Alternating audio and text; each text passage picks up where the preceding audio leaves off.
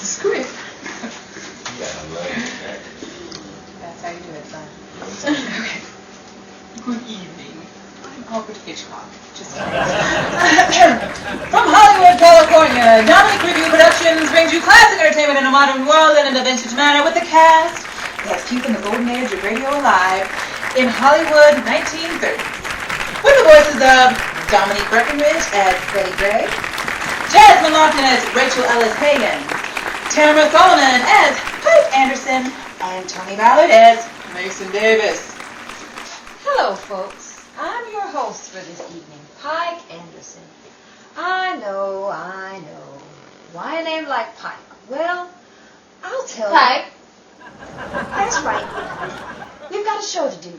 Well, maybe some other time. Tonight, we bring you an original story written by Dominique Breckenridge entitled Take Me Out to the Football Game.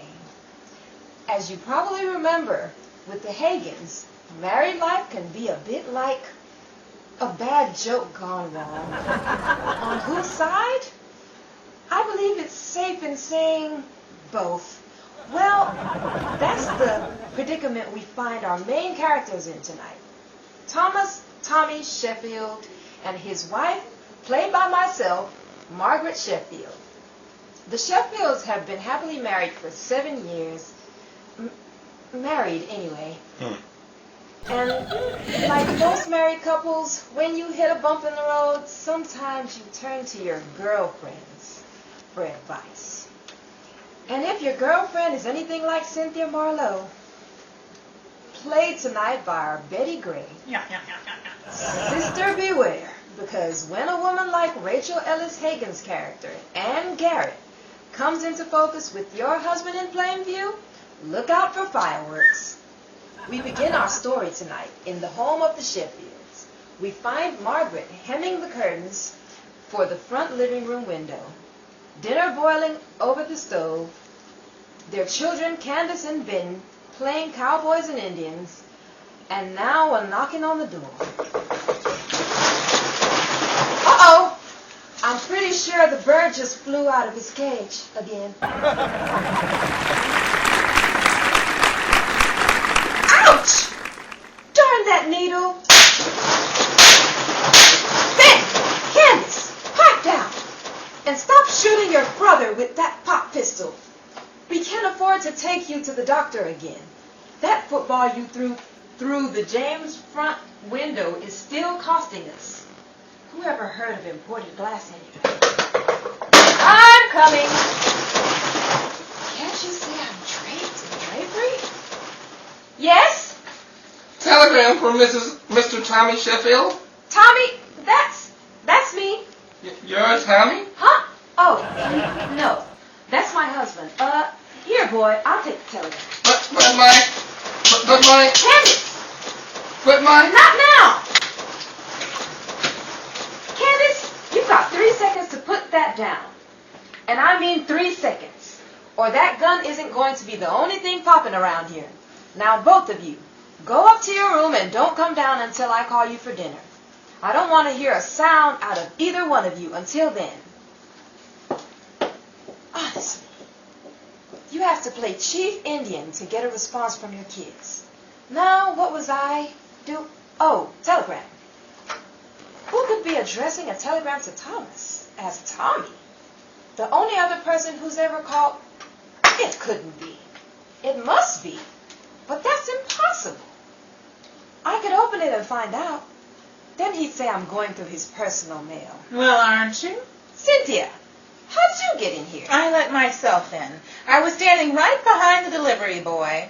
You shut the door in my face before you even noticed I was there. I'm sorry. Don't apologize. Even from door-shutting range, I could tell you had a lot on your plate. And the way you shouted orders to Little Chief and Herb Jeffries in there, I'd say they're going to have a lot less on theirs come dinner time. Oh, Cynthia, I'm glad you came over. If you hadn't, I would have called you anyway. What seems to be the trouble? That telegram? Yes. It's for Thomas, marked Tommy. Uh-oh, that's not good. Well, who is it from? That's just it. There's only one person it could be from. That's even worse. Brunette with dark eyes. With a figure to match, Ann Garrett. She went to college with Thomas and I. She had her teeth so deep in him then, it took all the garlic in Pennsylvania to back her away from him. And don't think I don't know you mean literally. I do. It's how I found out garlic in the eye burns. So what is this supposed to be? A visit to the base? I dare to think. Then don't. Find out for sure. You mean open his telegram? I can't do that. And why not? Cynthia, you just don't do things like that. I don't see why not. I've done it numerous occasions. Yes, and you've been married numerous occasions too. Who's counting? No, Cynthia, I can't. I'll just wait for Thomas to come home, and I won't show it to him. Darling, that's even worse. You can't do that. Say this telegram is from old candlelit Anne. What if she is paying a visit? Whose side do you think Thomas will be on when she asks, "Didn't you get my telegram?" They'll both look at you in shock and horror. "Margaret, what does she mean?" "I kept this from you, Thomas, because I didn't want it to come between us." "A fine way of showing it. Come along, Anne. I should have never let Vanessa Helsing draw you away from me." Oh, stop it, Cynthia. Must you always be so melodramatic? It's in my nature, I guess. After you have been married as many times as I have, melodrama is the only excuse you can fall back on to develop it. It's an art. What am I going to do, Cynthia? Well, as far as I see it, you don't want to open the telegram, but you do want to keep Thomas away from Anne, providing the telegram is from Anne, of course. Of course. The best way I can see is to show Thomas the telegram and remind him of why he married you in the first place. That might be a nasty trick to play on him. He may realize I didn't fight fair. Darling, when it comes to love and marriage, no one ever does. Now, there's a football game tonight, isn't it? Yeah, the town hasn't talked about anything else in weeks. Well, you told me Thomas used to play on your college team and you were a cheerleader. I didn't say I was a cheerleader. I said I cheered for him. I used to root for him from the bleachers. Oh, what's the difference? Ann Garrett, she was the cheerleader. Oh. See what I mean? Striking up old memories may just remind Thomas he picked the wrong girl. And now, Margaret Sheffield, you stop that. With that attitude, how do you possibly plan on keeping this woman away from your husband? You've given up before you've even started. Now, you go upstairs, get yourself all dolled up, and when Thomas comes in, announce the news that you two lovebirds are going to go out on the town.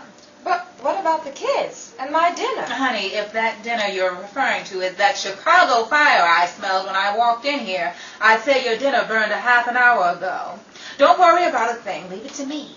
I'll get the kids dressed and ready to go, take them out to eat, and treat them to the football game with me. Cynthia, I couldn't ask you to go through all that trouble. You're not asking, I'm telling. Besides, you're the only real friend I have. And if we both can't be happy, by George, you're going to be. Now hurry up. I'll go upstairs and gather up Little Chief and Herb Jeffries and head out. Thank you, Cynthia. None of that. Get going.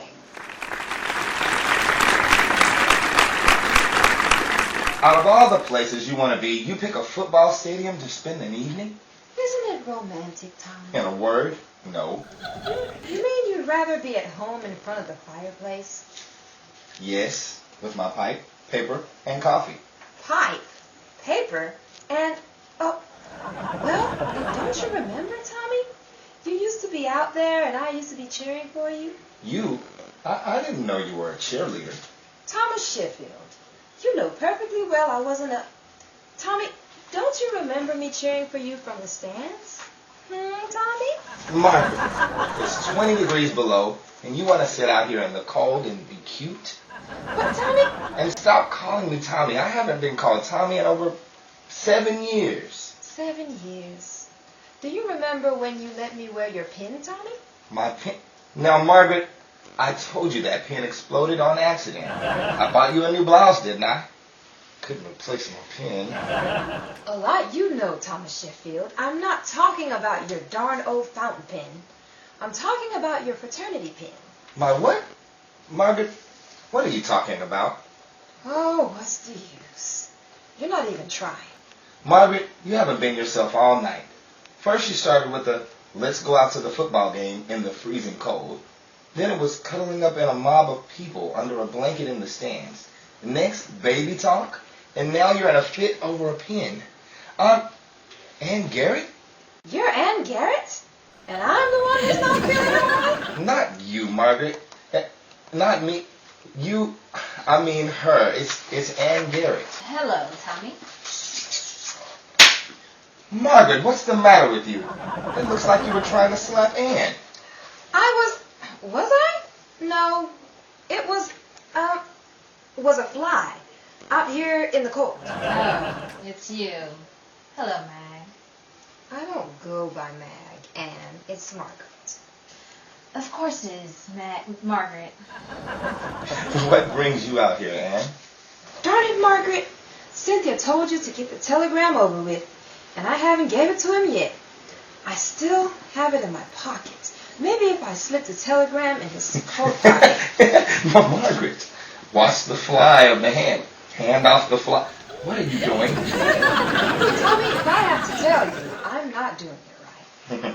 Margaret, please, not in front of a crowd. What would Ann think? I wasn't aware that she does. What? I washed off all the dust on my hands, the fly and dust. Yes. I stopped by your house, Tommy. Didn't you get my message? Message? I gave you the telegram when you came in from work this evening, darling. Don't you remember? You put it in your coat pocket and said you'd read it later. I did. Seems like I'm forgetting quite a bit. Yep, here's the telegram right in my coat pocket. I stopped by your house, but no one was home. I couldn't help but notice the rush of people walking and screaming and rushing to the football stadium, and thought I'd take a chance. You should have called us, Ann. Well, I did. Some old man answered the phone. I could have sworn he said, "Leave us alone. Solvent Green is people." That's why I came by your house. Excuse us, folks. We realize Solvent Green has yet to come. But Bradford was just too good to pass up. 1930's. Carry on. An old man? Margaret, has your father come to visit us? Is that why you dragged me out of the... No, Thomas. My father hasn't come to visit. Well, who could have been at our house? You said Cynthia was taking the children out. Never mind about that, Thomas. How long are you staying, Ann? I can't stay long. Oh, isn't that too bad? Well, see you around, Ann. It was nice seeing you. Don't forget to write. Oops! Margaret, you knocked Ann off of her seat. Did I? I was hoping to knock her on her ear. What? I was hoping it wasn't just fear. The dust and the fly and the fear of heights. Margaret, are you feeling all right? No, Thomas, I'm not. I think I'd like to go home. Oh, of course, dear. Well, let's get you home. Are you coming with us, Ann? Why, sure. Oh, look at the cheerleaders down there, Tommy. Do you remember when I used to cheer for you when you passed the winning touchdown? You were a head cheerleader then, weren't you? Never missed a step. Hoosh pa, load it up. Pack up your pistol and tie me up. If you don't mind, Thomas, I think I'd rather go home. But, Margaret, Don't worry about me. You just take your time and catch up with Ann. I'll see you when you get home. Goodbye, back dear. Margaret! You two-faced jack-in-a-box siren. What? You heard me, and I wasn't talking to the fly.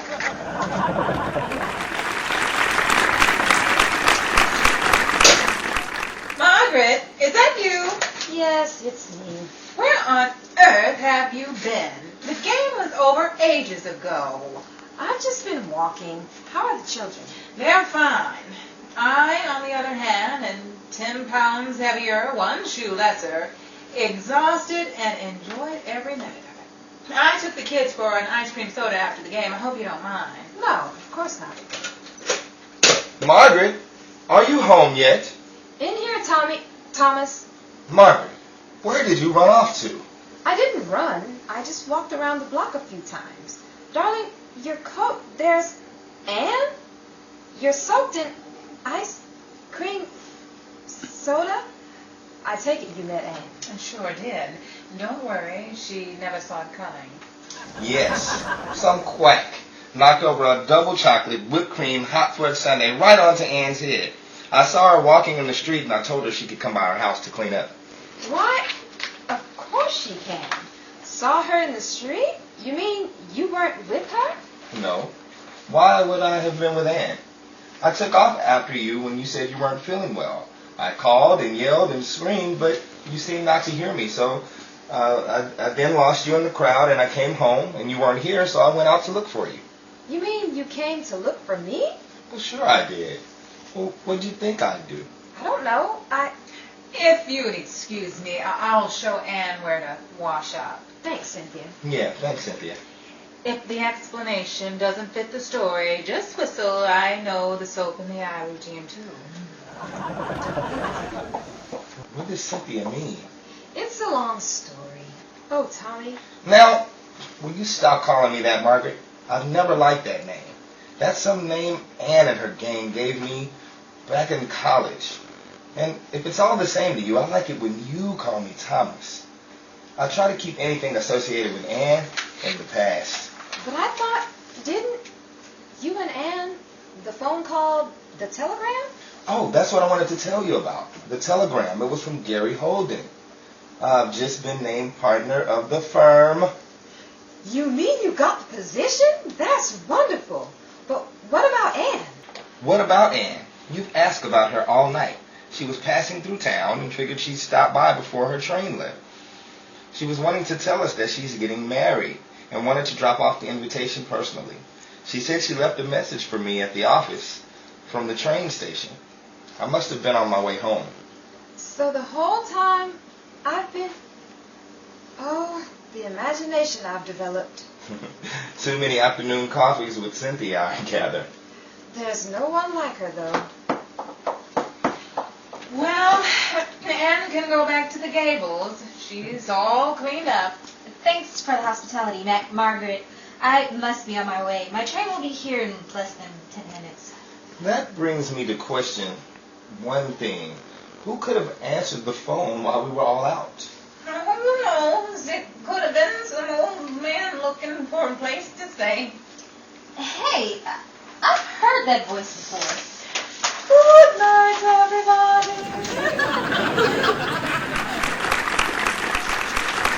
At the end of Life Up, thanks you for tuning in, and we want to remind you to subscribe to our Dominique Review YouTube channel, like us on Facebook, follow us at Dominique Review on Twitter, and share us with your friends and family. We'd like to thank our cast of characters who played the roles in tonight's Take Me Out to the Football Game, written by Dominique Breckenridge, and the voices provided by Jasmine Lofton as Rachel Ellis Hagan and Anne Garrett, myself, Tamara Solomon as Pike Anderson and Margaret Sheffield, Tony Ballard as Mason Davis and Thomas Tommy Sheffield, and A Day in the Life of creator Dominique Breckenridge as Betty Gray and Cynthia Marlowe. Reminding you that all of the women's wardrobes worn in tonight's broadcast were provided by her line Dominique Review Private Collection. This has been a Dominique Review production. Good night, everybody. Oh, thank you. Thank you. Oh, you did it again. Oh, the face. Someone famous, but I can't think of who. Well, when I think of it, I'll let you know. So, She looks like Rachel Ellis Hagan. she's famous. She kind of is, though. Still waiting for somebody to be like, oh my God, Rachel! I know. It's going to happen. It's just a character I play. People at my church call me Mason. Wow. Great. That's actually. I Everybody call me right. It was Maxine. Wow. Wow. Well, when you do know about the 16th, let me know as soon as possible. 23rd for you, right? Was no good. Yeah. You said subscribe. Yeah, You did. Say subscribe. But when I said stop, but I was like, Yeah, You should have called me out. That's the only one thing that you did wrong with Yeah. all the words that I mispronounced Yeah, me it. too. You mispronounced it. I must have been Yeah, I like, mispronounced a few words, so Yeah. I was like, wow. she good. I was. I hate it when I'm Very looking at the chic words of and that. they're right on the tip of my tongue and I'm like, why didn't I say it? Mhm. I get so frustrated. Well, I applaud you guys up until we found out that it wasn't recording. Yeah. It was smooth as silk. I mean, it was Timber got it. flawless. I mean, It not was Timber, but flawless. It was, and you really did good in the beginning. Not that you didn't do good all the way through, but it's the way the conversations with a friend. I felt like we were sitting down chatting. Like, let me tell you. Bring it down, bring it down. Yeah. And I heard that little ad-libbing.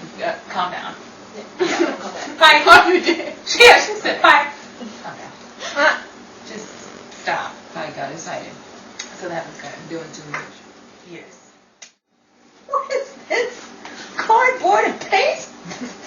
And it was like one eye got higher than the other. I'm leaving immediately. I could not breathe for a second. Dominique. And her and I was sharing a script, and she just took it from me and kept on. She said, "Okay, have your moment." Right, Dennis. And she kept on because I couldn't breathe, so they had to keep on without me. And when it got to my part again, I was still laughing. And she was like, "Is she still on?" And I'm still just seeing this eye going up immediately. And then we had to do it again because I couldn't get it under control.